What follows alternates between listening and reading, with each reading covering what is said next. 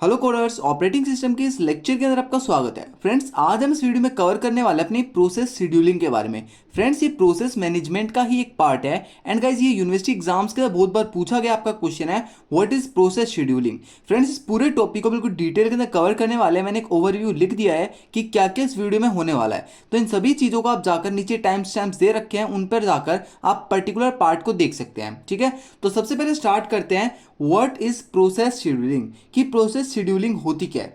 देखिए friends, definition बताने से पहले मैं आपको एक्सप्लेन कर देता हूं, एक ओवरव्यू दे देता हूं कि प्रोसेस शेड्यूलिंग होती क्या है। ठीक है, तो फ्रेंड्स देखिए, मान लीजिए आपके पास मल्टीपल प्रोसेस है। फॉर एग्जांपल, आपके पास ये प्रोसेस 1 है, ये प्रोसेस 2 है एंड ये प्रोसेस 3 है। आपके पास ये 3 प्रोसेस है। ठीक है, और ये आपका सीपीयू है, ये आपका सीपीयू है। अब फ्रेंड्स, इस सीपीयू को क्या करना है, ये तीनों प्रोसेस अपनी रन करवानी है। तो तीनों प्रोसेस रन कराने के लिए सीपीयू के पास एक होता है हमारा प्रोसेस डिस्पैचर या प्रोसेस शेड्यूलर, जिसको हम बोल देते हैं यहाँ पर प्रोसेस शेड्यूलर। अब ये प्रोसेस शेड्यूलर क्या करता है, इसी के बारे में आज हम पूरी वीडियो में पढ़ने वाले हैं। देखिए, ये प्रोसेस शेड्यूलर क्या करेगा, इन तीनों प्रोसेस को अपने अंदर स्टोर करा लेगा। ठीक है, ये तीनों प्रोसेस के अंदर स्टोर हो जाएगी। अब वो चेक करेगा, अलग अलग एल्गोरिथम्स को लेकर वो चेक करेगा कि कौन सी इसमें से प्रोसेस सबसे इंपॉर्टेंट है, जो सबसे पहले रन करानी होगी, या फिर सभी प्रोसेस को एक पर्टिकुलर टाइम दे देगा रन कराने के लिए। मान लीजिए प्रोसेस 1 को भेजता है वो सीपीयू के पास, प्रोसेस 1 को भेजता है सीपीयू के पास। अब सीपीयू कुछ टाइम के लिए प्रोसेस 1 को रन करती है। अब प्रोसेस 1 जब रन हो रही है तो कुछ टाइम ऐसा आएगा जिस पे प्रोसेस 1 को रोक दिया जाएगा। तो सीपीयू क्या करेगा, प्रोसेस 1 को स्टॉप कर देगा। स्टॉप करने के बाद तुरंत बाद वो प्रोसेस 2 को एग्जीक्यूट करने लग जाएगा। अब प्रोसेस 2 आ जाएगी यहाँ पर। अब जब प्रोसेस 2 कुछ टाइम के बाद स्टॉप हो जाएगी तो प्रोसेस 3 आ जाएगी। ऐसी प्रोसेस 3 जब यहाँ पर आएगी तो ये तीनों प्रोसेस जब वर्क हो जाएगा, थोड़ा थोड़ा तीनों प्रोसेस वर्क कर लेगी, उसके बाद दोबारा जो हमारा सीपीयू है वो प्रोसेस 1 को उठा लेगा कंटिन्यू करने के लिए। ठीक है, इस तरीके से क्या करता है हमारा प्रोसेस शेड्यूलर, ये चीज बताता है सीपीयू को कि कौन सी प्रोसेस पहले एग्जीक्यूट करनी है, कौन सी प्रोसेस कितनी देर तक एग्जीक्यूट करनी है। ये सभी चीजें वो कैसे बताता है एंड क्या क्या इसके बीच में प्रोसेस होती है, ये सभी चीजें आज इस वीडियो में हम देखने वाले हैं। ठीक है, तो सबसे पहले डेफिनेशन देखते हैं हमारी प्रोसेस शेड्यूलिंग होती क्या है। देखिए friends, process scheduling is a crucial function of an operating system. जो प्रोसेस शेड्यूलिंग है वो आपका बहुत ही इंपॉर्टेंट फंक्शन है आपके ऑपरेटिंग सिस्टम का। देन गाइस बात करते हैं, it determines the order in which process are executed by the CPU. ये गाइस हमें ये बताता है कि किस ऑर्डर में या किस तरीके से आपका सीपीयू आपकी प्रोसेस को एग्जीक्यूट करेगा, रन करेगा। ठीक है, उसके बाद आता है हमारा it involving selecting process from a pool of a process scheduling Q. देखिए क्या होता है, जो प्रोसेस शेड्यूलर होता है उसके अंदर गाइस आपकी प्रोसेस शेड्यूलिंग क्यूज होती है। उन क्यूज के अंदर आपकी सारी प्रोसेस स्टोर रहती है। अब जो हमारा प्रोसेस शेड्यूलर होता है वो क्या करता है, एक मतलब पर्टिकुलर प्रोसेस को सेलेक्ट करता है प्रोसेस करने के लिए अ pool of process scheduling Q. मतलब एक पूरे पूल में से, पूल क्या होता है जिसके अंदर बहुत सारा सामान हो, मतलब बहुत सारा पानी हो, उस तरीके से बहुत सारी प्रोसेस जहां पर है हम उसे क्या बोल रहे हैं, प्रोसेस शेड्यूलिंग क्यू बोल रहे हैं। ठीक है, उसमें से क्या करता है, एक प्रोसेस को सिलेक्ट करता है and allocating CPU time to them according to the specific scheduling algorithm. और एक स्पेसिफिक शेड्यूलिंग एल्गोरिथम के अकॉर्डिंग उस प्रोसेस को टाइम देता है कि कितनी देर तक वो प्रोसेस रन करेगी एंड उसके बाद कौन सी प्रोसेस रन करेगी। ठीक है, ये चीजें बताता है हमारा कौन, प्रोसेस शेड्यूलिंग डिस्पैचर।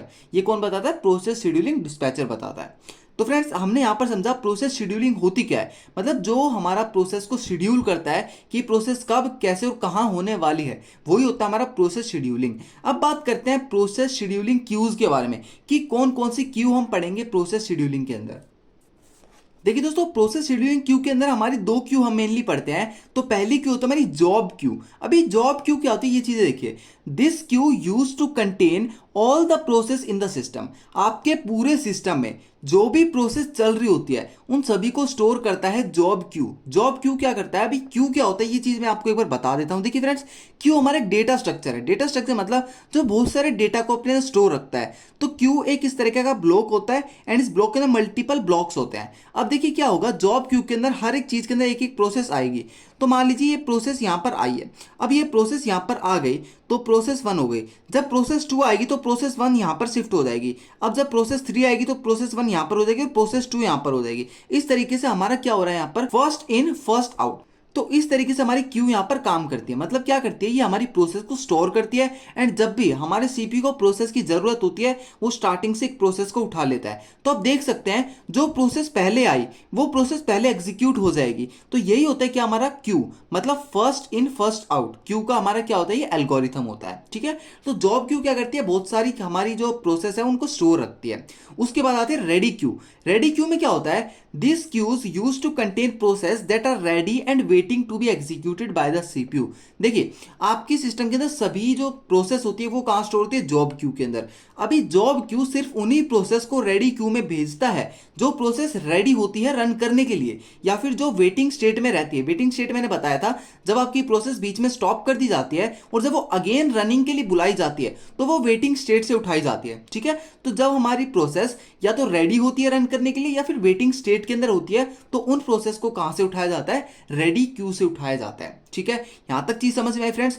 बहुत ही इजी एंड बहुत ही इंपॉर्टेंट टॉपिक मैं आपको बता रहा हूं। जो नोट्स मैंने यहां पर लिखवाए फ्रेंड्स, बहुत ही इंपॉर्टेंट नोट्स हैं। इनको इसी तरीके से आप अपने एग्जाम में लिख कर आएंगे एंड फिर इसी तरीके से याद करेंगे तो आपको 100% गारंटी लेता हूं कि आपके फुल में से फुल मार्क्स आने वाले हैं आपके सेमेस्टर एग्जाम्स के अंदर।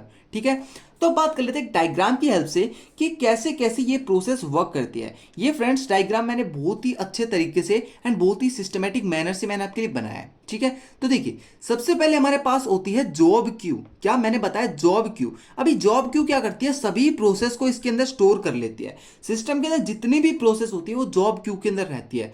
अब हमारा शेड्यूलर डिस्पैचर क्या होता है, उस जॉब क्यू में से जो हमारी जॉब होती है, ये जो हमारी प्रोसेस सबसे ज्यादा रेडी होती है रन करने के लिए, उस जॉब को भेज दिया जाता है रेडी क्यू के अंदर। ठीक है, रेडी क्यू के अंदर आने के बाद हमारी प्रोसेस सेलेक्ट की जाती है सीपीयू को देने के लिए। मतलब शेड्यूलर डिस्पैच क्या करता है, एक जॉब को यहां से उठाता है एंड सीपीयू को दे देता है। अब सीपीयू वहां पर दो काम करता है, क्या, एक, अब सीपीयू वहां पर तीन काम करता है। क्या, अगर उस प्रोसेस को कोई भी इनपुट आउटपुट नहीं चाहिए, कोई भी प्रोसेस वहां पर नहीं रुक रही, तो प्रोसेस क्या होगी, कंप्लीट रन होगी एंड एग्जिट कर जाएगी। ये क्या होता है, हमारा एग्जिट होता है। ये वाली एरो क्या हो रही है, एग्जिट हो रही है। ठीक है, अगर आपकी प्रोसेस मान लो वर्क कर रही है एंड उस प्रोसेस को बाय चांस कुछ इनपुट आउटपुट चाहिए अपनी प्रोसेस को कंटिन्यू करने के लिए, तो उस प्रोसेस को भेज दिया जाता है हमारा इनपुट आउटपुट वेटिंग क्यू के अंदर, जहां पर क्या होती है, वो प्रोसेस आती है जो इनपुट आउटपुट के लिए वेट कर रही है। ठीक है, अब क्या करती है वो प्रोसेस इनपुट आउटपुट लेने के बाद फिर से हमारी रेडी क्यू में पहुंच जाती है। देखिए इनपुट आउटपुट यहां पर लिया, अब इनपुट आउटपुट जैसे ही मिल गया वो रेडी क्यू में चली गई। क्यों, क्योंकि वो प्रोसेस तो रेडी है, वो पहले ही रेडी थी, अब उसको इनपुट आउटपुट लेने के बाद वो फिर से रेडी क्यू में आ जाती है एंड जब उसका नंबर आता है अगेन तो सीपीयू उसको दोबारा रन करने लग जाता है। अब फ्रेंड्स देखिए इनपुट आउटपुट क्यू के बाद जो हमारा सेकंड स्टेप होता है, मतलब मान लीजिए प्रोसेस को इनपुट आउटपुट भी नहीं चाहिए और उस प्रोसेस को क्या करना है, हमें एक टाइम के बाद रोक देना है। तो क्या करते हैं, सीपीयू उस प्रोसेस को एक टाइम के बाद रोक कर कहां पर स्टोर करा देता है, पार्शियली एग्जीक्यूटेड प्रोसेस क्यू के अंदर स्टोर करा देता है, जहां पर क्या होगी, वो प्रोसेस स्टोर होंगी जो थोड़ी बहुत एग्जीक्यूट हुई है एंड उसको अगेन एग्जीक्यूट करना है सीपीयू के थ्रू। ठीक है, तो वो प्रोसेस दोबारा रेडी होकर कहां जाती है, रेडी क्यू में आ जाती है एंड वो प्रोसेस कंटिन्यू होती है सीपीयू के अंदर अगेन।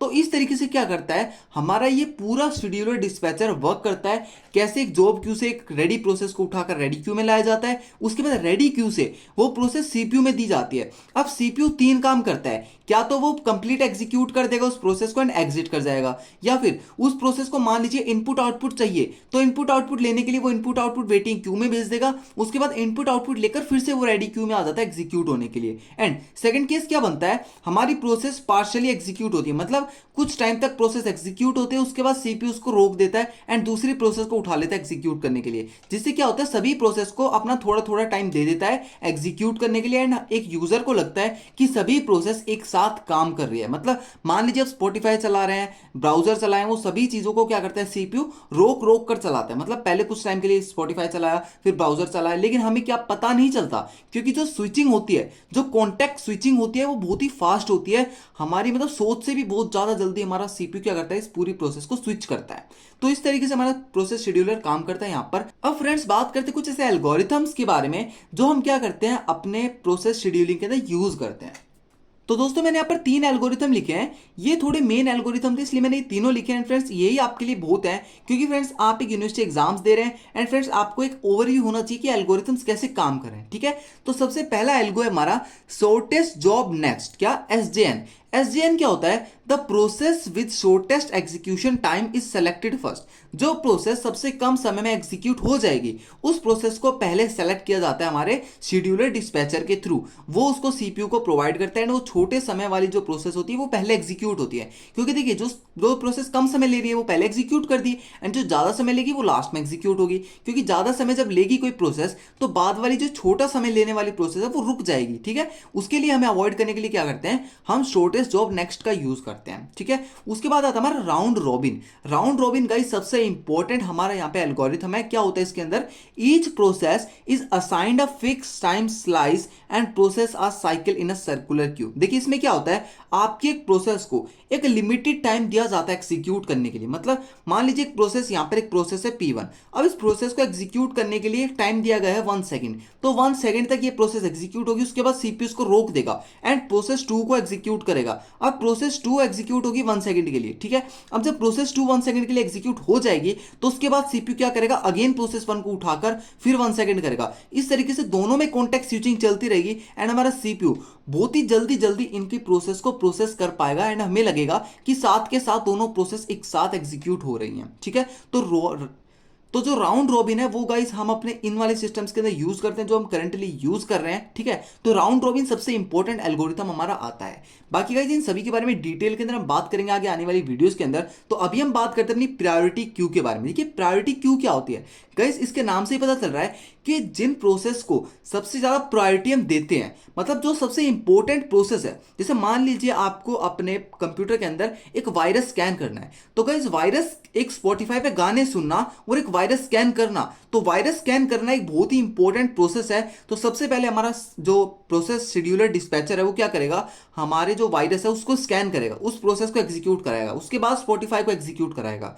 तो जो प्रायोरिटी क्यू वाला एल्गोरिथम है वो भी गाइस एक इंपॉर्टेंट एल्गोरिथम है, क्योंकि इससे पता चलता है हमारे ओएस को कि कौन सी जो जॉब है वो हाई प्रायोरिटी की कौन सी जॉब लो प्रायोरिटी की, उसके हिसाब से क्या करता है वो जॉब को एग्जीक्यूट करता है। ठीक है, डेफिनेशन देख लीजिए, process are assigned as a priority and the highest priority is executed first. जिन प्रोसेस की हाईएस्ट प्रायोरिटी है उनको क्या करता है, पहले एग्जीक्यूट करता है। सबसे पहले क्या करता है, हाईएस्ट प्रायोरिटी वाली जॉब को असाइन कर देता है कि इनकी ज्यादा प्रायोरिटी है तो इनको पहले एग्जीक्यूट करना है। तो ये गाइस हमने अपनी कंप्लीट वीडियो के अंदर प्रोसेस शेड्यूलिंग को बिल्कुल डिटेल के अंदर देखा है। ठीक है, दोस्त चैनल को सब्सक्राइब करना बिल्कुल मत भूलना, क्योंकि फ्रेंड्स बहुत ही मेहनत से ये वीडियोस आपके लिए लाई जाती है। एंड फ्रेंड्स जो कंटेंट है फ्रेंड्स बहुत ही ढूंढने के बाद, बहुत ही दिमाग लगाने के बाद, बहुत ही इजी फॉर्मेट में कन्वर्ट करने के बाद आपके सामने लाया जाता है। तो फ्रेंड्स इस मेहनत के लिए प्लीज एक सब्सक्राइब एंड फ्रेंड्स एक लाइक जरूर करना। एंड फ्रेंड्स मेरी जो टीचिंग है उसको फीडबैक देने के लिए फ्रेंड्स कमेंट करना बिल्कुल मत भूलना कि आपको कैसा समझ आ रहा है एंड क्या आपको दिक्कत आ रही है। उसके हिसाब से क्या करूंगा, मैं अपने आप को और अच्छा बनाऊंगा और अच्छी टीचिंग लेकर आऊंगा। ठीक है फ्रेंड्स, तो थैंक यू सो मच, मिलते हैं नेक्स्ट पार्ट के साथ। अभी के लिए फ्रेंड्स कीप कोडिंग।